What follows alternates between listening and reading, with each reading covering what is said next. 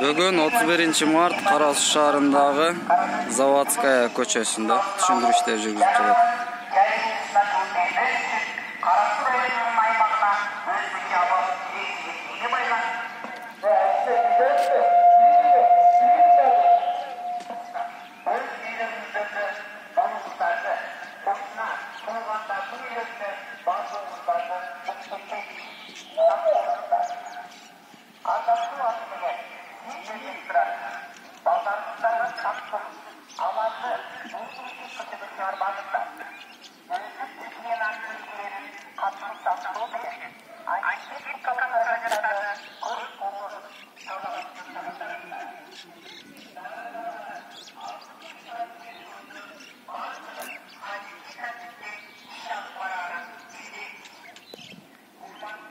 жатат.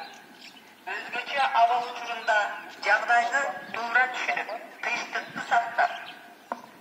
Урматтуу туугандар, киргиле үйгө. Көчөдө беймани